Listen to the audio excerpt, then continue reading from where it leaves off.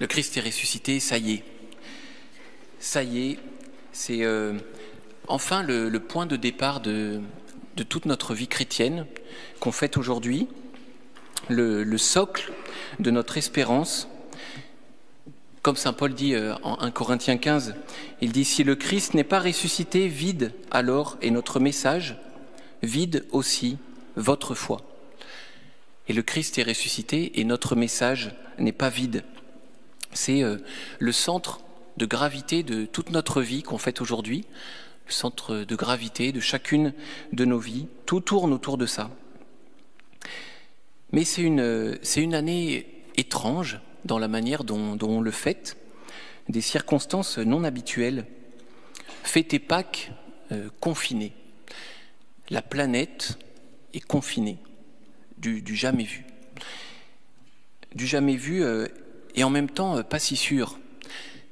Comment les apôtres fêtent Pâques ? Ils sont bien confinés. Et au fond, la parole de Dieu nous le dit, Jésus vient, les portes étant closes. Alors on l'a entendu à plusieurs reprises dans ce carême un peu spécial que nous vivons, chacun là où nous sommes. On touche du doigt une réalité de la toute première Église. Au fond, on célèbre, on vit, on se tourne vers le Seigneur chez nous, là où on est, en famille, à la maison. On célèbre à la maison, l'Église domestique. On est chez nous et on reçoit le Seigneur. Jésus se rend présent dans notre salon à 2 ou 3 réunis en son nom et Jésus est là. Nous vivons Pâques confinés et je crois que c'est finalement une manière très inspirante de vivre cette fête, de fêter la résurrection du Christ.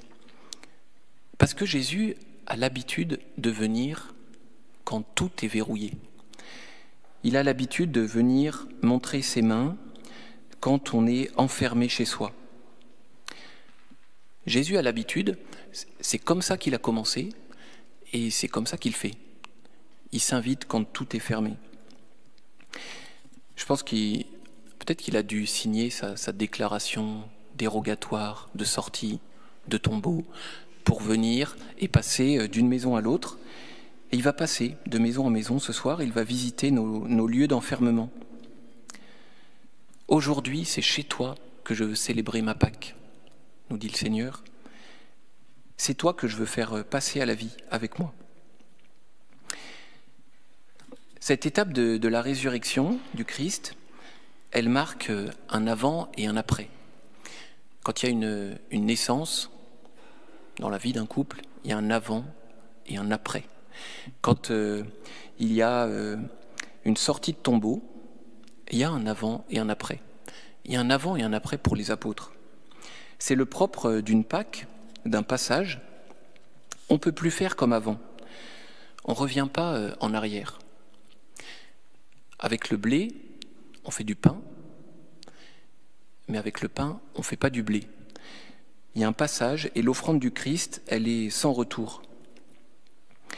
Et évidemment, cet avant-après, cette année, pour nous, il résonne aussi d'une manière particulière.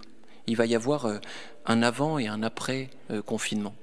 Il va y avoir un avant et un après pandémie. Il va y avoir un avant et un après année 2020. Et la question, peut-être, c'est est-ce qu'on se fixe sur l'avant ou sur l'après ? Les deux. C'est une petite parenthèse, quand on vous pose une question en christianisme, il faut toujours répondre les deux. Et 99% des fois, ça marche. Et là, je crois qu'il faut se fixer sur l'avant et sur l'après. Évidemment, on s'attache à l'après. C'est toute l'espérance chrétienne vers laquelle on se tourne en cette période. Quand la souffrance vient nous atteindre, on sait bien qu'il y aura un après, qu'il y aura une victoire, que la souffrance n'aura pas le dernier mot. Et c'est ça qu'on fête aujourd'hui. Il y a la vie en abondance que le Christ vient déverser. Et puis, on regarde aussi ce qu'il y a eu avant. On relit, on fait mémoire. on se laisse enseigner par le chemin parcouru. Pierre, il va relire son reniement avant d'être envoyé par Jésus. Le peuple d'Israël, dans son cheminement d'alliance, il relit. Et nous, on va avancer en regardant ce qui s'est passé, les promesses, les chutes, les prophéties, les égarements. Surtout, ne vivez pas aujourd'hui dans une logique commencement-fin. Il faut plutôt vivre dans la logique fin, puis commencement. Quelque chose se finit pour un nouveau commencement. Le chrétien,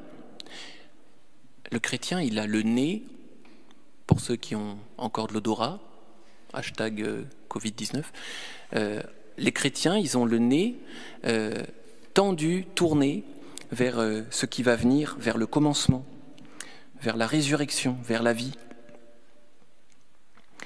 Est-ce que vous voulez un monde qui finit ou un monde qui commence? Et je crois que, comme dit la parole de Dieu, il y a un temps pour arracher et un temps pour planter, un temps pour démolir et un temps pour construire. Vous voulez un monde qui finit ou vous voulez un monde qui ressuscite avec le Christ? Et aujourd'hui, le Christ passe devant.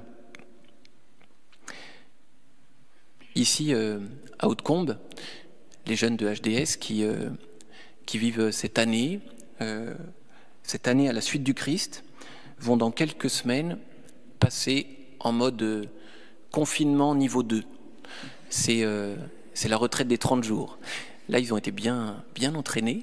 Et puis, il va y avoir le niveau 2, on va rajouter le silence, les 30 jours de Saint-Ignace.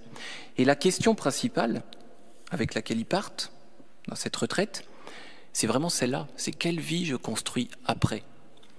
Quelle vie donnée je vais commencer? Alors vous pouvez prier pour eux abondamment, ils vous seront reconnaissants. Le confinement que l'on vit, le confinement il dure après Pâques. Le confinement il va jusqu'à la Pentecôte. Je ne fais pas un scoop gouvernemental, là je parle bibliquement. Le confinement il est entre Pâques et la Pentecôte. Et qu'est-ce qui se passe dans tout ce temps où les apôtres sont là? Il y a eu la résurrection, mais ils sont encore confinés. Et au fond, les apôtres, peut-être qu'ils préparent leur stratégie de déconfinement. Peut-être qu'il y a besoin de ce temps pour se préparer. Et nous, quelle va être notre stratégie de déconfinement spirituel? Qu'est-ce qu'on utilise dans cette période? Comment vivre du ressuscité? Qu'est-ce qu'on va bâtir? Qu'est-ce qu'on va construire? Qu'est-ce qu'on va planter? Et là, je crois que chez vous, dans cette période, vous avez le temps, beaucoup, en famille. Vous avez le temps avec les amis au téléphone. Vous avez le temps de penser finalement à ce que je vais construire après. Et à ce qu'on a à construire aussi, ensemble, à la suite du Christ. Et j'ai envie ce soir de vous laisser cette question dans cette célébration. Quel est votre après-résurrection? Quel est cet après, une fois que le Christ est venu, qu'il nous a tirés de nos enfermements? Qu'est-ce que l'on construit? Ils sont finis, les jours de la passion. Suivez maintenant les pas du ressuscité. Suivez-le désormais jusqu'à son royaume, où vous posséderez enfin la joie parfaite.